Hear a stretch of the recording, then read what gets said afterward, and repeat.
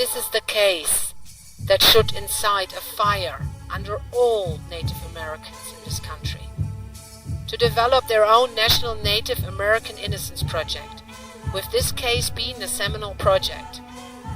This case needs massive funding for both national and state lawyers who would be willing to undertake this project, independent psychological experts, medical experts, and the substantial costs associated with mounting an effective campaign in the courts and, as is necessary this day and age, in the media.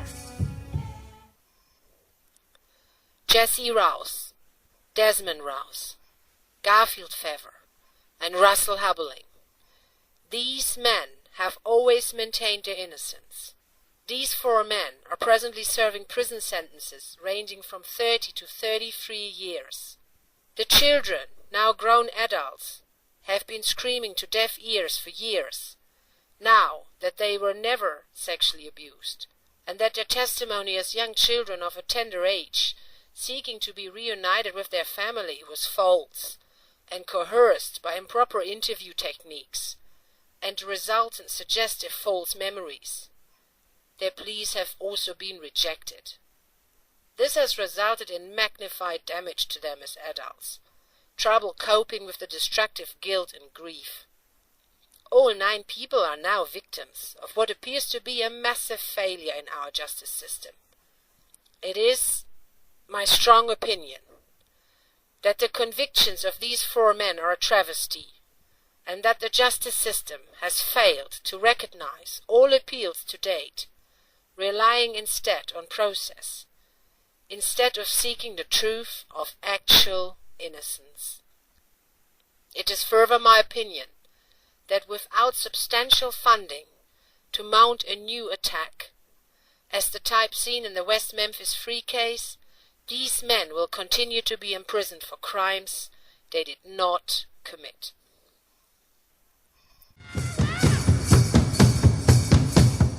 My name is Melanie Rouse and I'm 32 years old. My name is Tristan Rouse, 26 years old. My name is Phoebe Rouse, I'm 19 years old. My name is Joel Rouse, I'm 29 years old. My name is Rosemary Rouse, I'm 23. My name is Donovan Rouse, I'm 26 years old. My name is Jessica Rouse and I'm 21 years old. My name is Dakota May Rouse. Hi, I am Rory Rouse. I am the mother of Melanie, Moses, Tabitha, and Christopher Rouse. Hello, my name is Bill Decker. I remember 2 of them. The first one, they didn't take all of us. They didn't take me or my brother and sisters. Well, I remember sitting at the house with the family in the living room. Aunties in the living room. My cousins were in my room listening to my radio. And what I remember is the cops pulled up, so we got scared. Didn't know what was going on. They came in and said that there was reports of abuse going on in the house. The kids being abused, us kids, which was lies. So the parents said that nothing happened. They still took us, me, my brother, and my 3 sisters, up to the BIA office up in Wagner. The second time they came back, we were at my Auntie Beat's house, and then they came back again, and that's when they took me and my siblings and whoever else was in the house, whatever other kids were left. Because they didn't say what kids or whose kids, they just said kids, reports of abuse of kids, however they say it, but that's what they did. They just took all the kids out of the house. Because they came in, just like you said. They didn't know your names, they just took you. I remember we got taken away in 1993. It was, running, crying, all in a panic, trying to get us kids inside. My uncles told us to run in the back room and hide. They came in and said that they were taking us for a day. It was like 4 or 5 FBI guys and we all ran to Uncle Jess. They found us. We was hiding out in the back room. They took us. They they separated us at first. They took the older ones, and they took us younger ones in a different van. It was to see my mom again.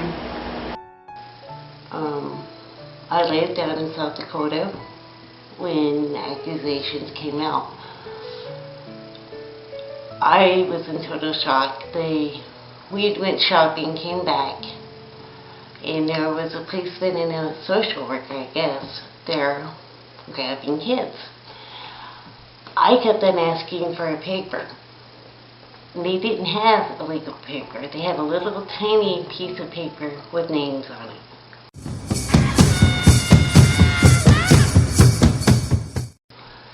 They grabbed the kids and told us to go to the tribal hall the next day. And they had explained everything. So the next day we went down there and met Dan's husband. We were under the impression from the day we met him that he was an FBI agent.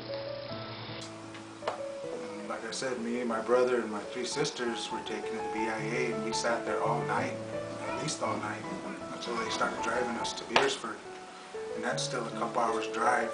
And then from Beersford to Up Point, that's about at least another hour, you know, to get to the foster home where they had to take us. So I mean, it was pretty early in the morning, 2, 3 in the morning when we finally got to the foster home. It was starting to get dark when they took us, and it was way past dark when we got there. When we got there, I was honestly scared. I didn't know why. I honestly didn't know why we were being taken.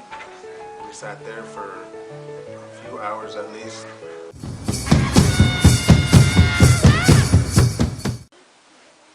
Because from there, I went to Jean Brock's. And then from Jean Brock's, I went to the same foster home that Jerome and Don are at. Once they came got us, we went down to the foster home in Beersford. The foster parent picked us up in Beersford, Roger Jordan. And they took us to the foster home after that. Took us to his foster care. It was a farmhouse in Out Point, Jefferson. Donald Jordan's farmhouse. I went to a foster home first for that couple hours.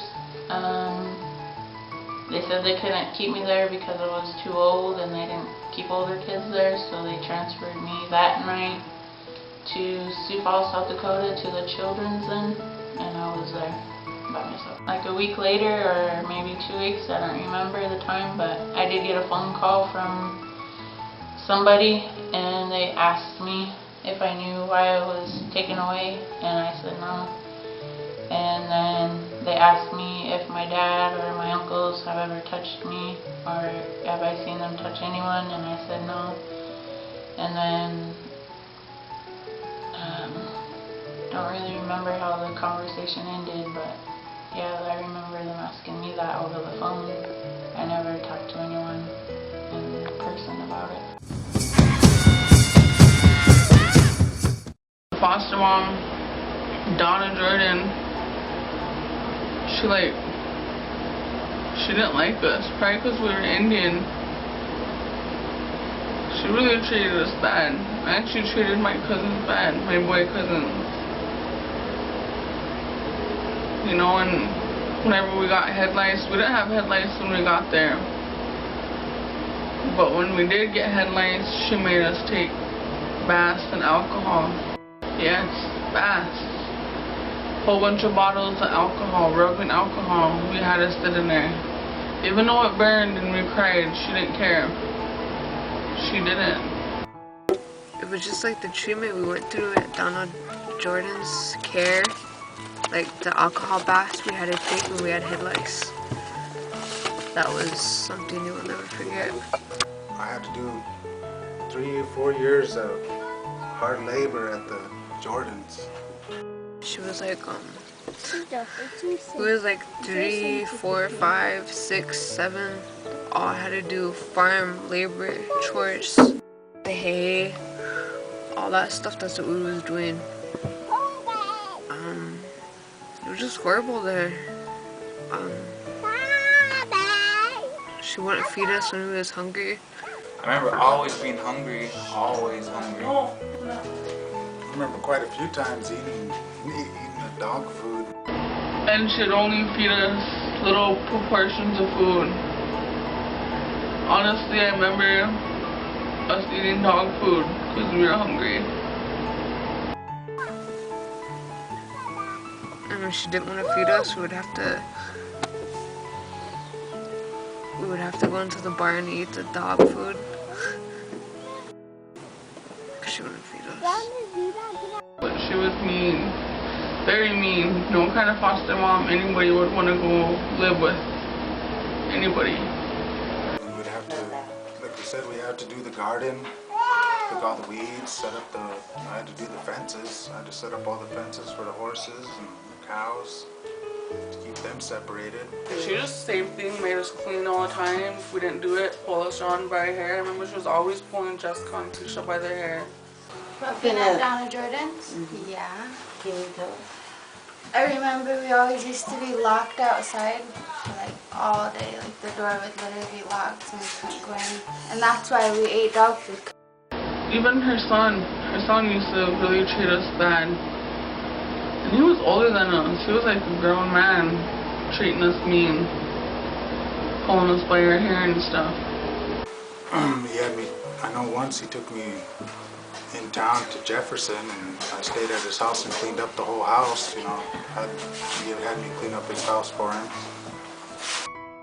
All the time, I was the oldest, I was the main one that had to clean everything, the whole house. She even made us rub her feet. I remember being locked out when it was really cold out. And we were crying to her, telling her we were cold.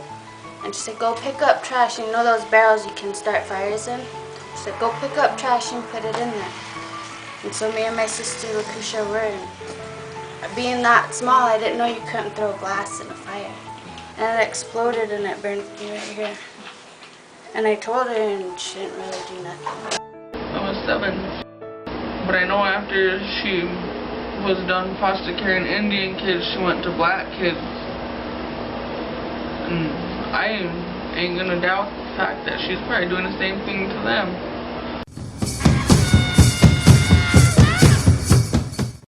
The foster home they took me to, me and Donovan and Jerome and Jessica and all them, we sat there for literally hours and saying, no, that never happened, no, they didn't do that, no, they didn't do that. And then finally after hours sitting there, and then we just start saying yes to everything. And they told us, if you say yes to this, you'll get to go home. The one I mostly remember is Dan Husband, because he had whatever tape recorder and sitting right across the table from me when they interviewed me. I know Dan Husband, Mickey Tapkin. When I testified, I started crying because I knew I was lying and I was scared that they were going to be mad at me, so I started crying because I knew it was, you know. Before I went to do my medical thing, I remember the night before, she told us we couldn't eat or drink nothing after midnight. And maybe that's just how I am, but I went and I drank water after midnight. But we did those baths before we went and got examined. And I went and drank water, and after they put us to sleep and did whatever, I ended up throwing up and getting really sick because I drank water after midnight. They had us do videos before that too to explain what we saw and what we did and what they did and all that. And, you know, that's all lies. It was before we was gonna testify. There was this secret room where we was watching TV and stuff playing. And one by one, they would take us into this other room where there was a mirror right here where you could see on the outside and watch them, but we were separated from them. And when they would take us back there, they would question us one by one. You know, did your uncles do this? Did your uncles do that? Say that they did this and this, and you'll go home. You'll see your family. We was scared, but when I was testifying, there was a lady sitting next to us when I was testifying. I remember that. And she was whispering in our ears, telling us what to say into the microphone and pointing at them. That's what I remember. It was my turn turn to go on the stand. And then I looked in and I seen my uncles. And then I didn't want to go in there because I knew I was lying. I knew I was lying. Camcording in the judge's office because I didn't want to go on the stand and lie right there when my uncles were sitting right there. That's the reason why we had the rest of the court session in the judge's office, because I didn't want to go lie right on the. And I remember every question they asked me was just either yes or no. Yeah. They really didn't give us a chance to tell them what they really put us through before they had all. Why would we be so happy to see them if they were abusing us every day, you know, or if it was going on even, why would we not be scared of them, you know? Why would we say hi when we first seen them, you know? Why would we be so happy to see them? Mickey Tapkin, I remember her, I think her name was Michelle. But in the trial, they made it seem like I was scared of my uncles. When it wasn't that, I knew I was lying. But telling me to say yes and no and yes and no. But she wasn't in that camcorder. It was just me. Eva. That's her. Tell me what to say. It made me lie. Our uncles were wrongfully accused for abusing us. And we had to lie. I went to South Dakota. I financed my trip to South Dakota, and I stayed there for 3 weeks, and I thought I was going to be called as a witness. I was led to believe that I needed to stay out of the courtroom until I was to be called as a witness. And I think I was there, and I talked to Binger, a guy named Binger, and I've also talked to, they came through my truck to look at what I thought could be a piece of evidence, because they said they pulled a rope out of the snowbank, the FBI did, and that rope seemed like it was the rope that I had taken up there in the summer before to tie my sleeping bag up, and I had a rope just like it in my truck. And they came to the hotel where I was staying, and they looked at the rope a little bit, and kind of looked at one another a little bit, and decided they wasn't going to use the rope as or that they could get it thrown out as evidence or something like that. Jane Brock tried to buddy up with me, and she'd make really bad comments about Native Americans, that they wouldn't fight for their kids, that all they cared about was the booze, that they wouldn't worry about anything. So she pretty much implied that Indians didn't care about anything but their drinking. Used as a witness, and I wasn't there to tell them what kind of house it really was, and the prosecution made it sound a lot worse than it really was. You know, I know they do drink. They did never say that they didn't, and that just made them weak and an easy victim for the prosecution. And I think one of the prosecutors become a federal judge after that, using that as probably leverage, political gain, in my view. I don't know, it was really surreal for me that the whole thing was going on.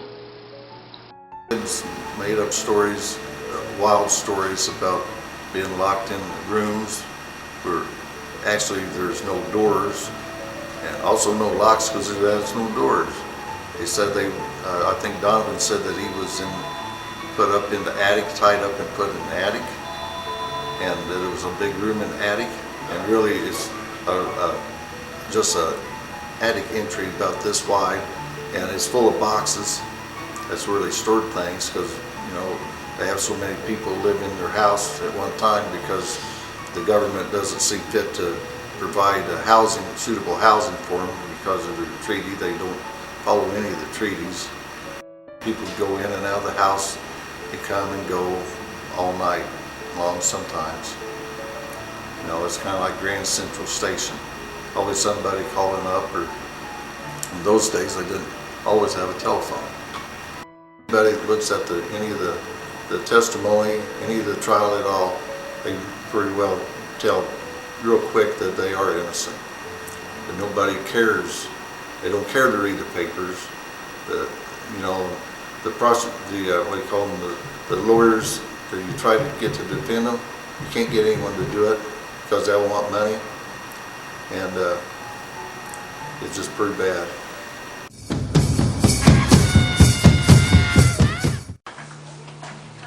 If I could send a message,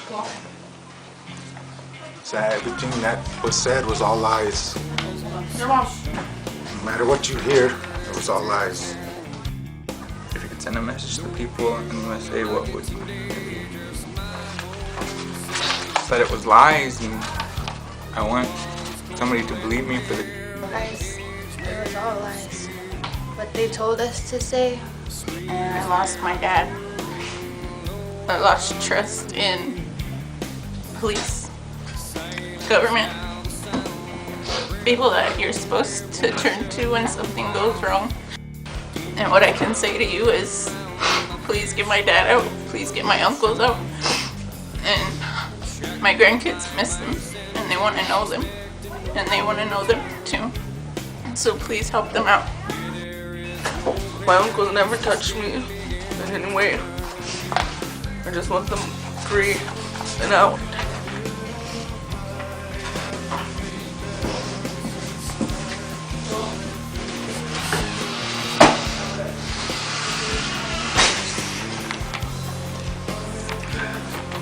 I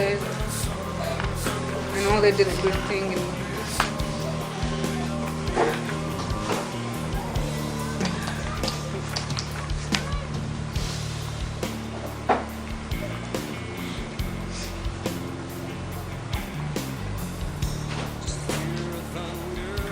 that I'm sorry and I love them. I just want to say my uncles are innocent. They've been innocent. They never touched me. They never, nothing. Just please believe me. They're innocent. I know this. I have known Jesse since 1986. Desmond, Garfield. Anybody that knows that family knows that that's wrong, that those men are innocent, and that they've been trumped up, charges put on them, and that it's more like a genocide carrying on things toward them. You know, it's terrible what they've done to them, and also to the kids, because the kids have grown up now, and the judge, after they convicted them, said that they, you know, maybe when the kids grow up, like 15 years or something, that they'll review it and probably release them. Garfield Feather, Russell Hubbling, Desmond, and Jesse Rouse. I want to see justice done. I want to give them a fair trial. The government's messed up. And there's a lot of people out there that are greedy. And they'll do anything for money, just to make other people, you know, be hurting, to tear people apart. And it's pretty messed up how the system goes. I'd like to see them get real justice. They haven't gotten it. Justice in the state of South Dakota has to be bought. If you can't afford it, you don't get justice, apparently. I've seen a travesty of justice, and I want it fixed, and I want it fixed now. This helps. I really hope this helps. To all of you who are listening to this program today, my name is Garfield Feather, and I'm a member of the Yankton Sioux tribe. For the past 17 years, I've been sitting in prison for a crime that I did not commit. If there's any of you out there who can help us or listen to this program can help us, we'd sure appreciate it, because we need all the help we can get, because we're going against a very powerful government, and that's doing their best to keep us in here for a crime we never committed. So, if he can help us, we greatly appreciate it. Thank you. Hello, my name's Desmond Rouse. I'm from the Yankton Sioux Reservation. My ancestors are from Germany, French, Ponca and Yankton Sioux. My mother passed away while I was in prison here. And it's hard to believe that my family has to live like they do because the people do not believe that we are innocent. And I'd just like to ask you people for your help and your belief and your trust in us that what we're telling you is all true. And, what the FBI and the prosecution put our children through, they ruined them psychologically, and they did not even want to help them. So now they're real messed up, and they want you, the public, to believe that we did this to them when we didn't do nothing. We're innocent. If anyone messed them up, the prosecution, FBI messed them up. They use their courtrooms just as another form of genocide against the Native people in South Dakota. I know not all people are racist, but in South Dakota they are.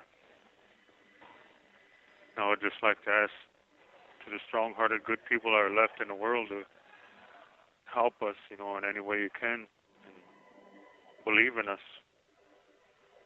And, I'd like to say thank you. And thank you for your support and your belief. My name is Russell Hubling. I'm limited to time, so I have to be blunt. We are all innocent. The justice system failed us. Hopefully there will be justice this time. Thanks to everybody helping, and also the listeners. Thank you. Aloha, this is Jesse Rouse. I'm a Ehanktoa, Dakota. I'm from the Ehanktoa Indian Reservation in Greenwood, South Dakota. I've been locked up for 17 years for a crime that never happened. My children are Melanie, Moses, Tabitha, and Krista Rouse. They were all so young when I got locked up. Now they have children, my grandchildren. I have a beautiful family that I'm missing out on. I've been lucky. My youngest son, Christopher, came to Florida to visit me. He brought his two boys, my grandsons, Cadence and Caleb. I was so happy to see them and sad at the same time. I wanted to cry because my son was a man now. I had to be strong for my son. Christopher was the same age as his oldest son, Cadence. When I got locked up 17 years ago, my heart was broken for my son. He had to grow up without his dad, just like the rest of my children. I just want people to know this. The only thing that keeps me going is my family and knowing I am truly innocent of my charges. My family knows I am innocent. With your help and understanding, you will know I am innocent of these charges. There was never any physical evidence in our case, only words by the social services, BIA, and FBI agents saying this is what was told to me. In this day and age, it would seem the greatest country in the world would need some kind of physical evidence to convict. I guess when you're a Native American, words are good enough to get you convicted for something that never happened. I want to thank you all for taking time out to listen to me. Pidamia. Oh, Dakiasan. This is an appeal for help to the people, to all people, all colors, all walks of life. This is the story of an incredible miscarriage of justice. Yankton Sioux Tribe, Resolution number 2011-086. We, the Yankton Sioux Business and Claims Committee, feel that there is apparent coercion, and this is merely a part of genocide against our people. We believe that these 4 men are innocent of all charges against them, and that their trial was fatally tainted by serious error.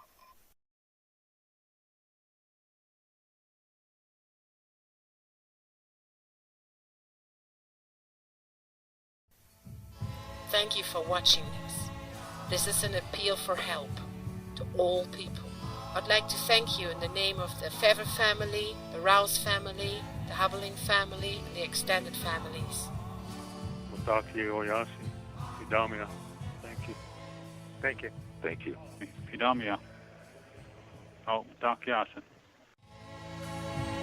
The Indian has been out there on the ghetto of the reservation for a long, long time. We have existed without adequate food, clothing, shelter, or medicine, to name but a few. In their place, we have been given malnutrition, poverty, disease, suicide, and bureaucratic promises of a better tomorrow. Your America has not been the land of your proclaimed equality and justice for all. May your God forgive you. The treatment of our people has been a national tragedy and disgrace.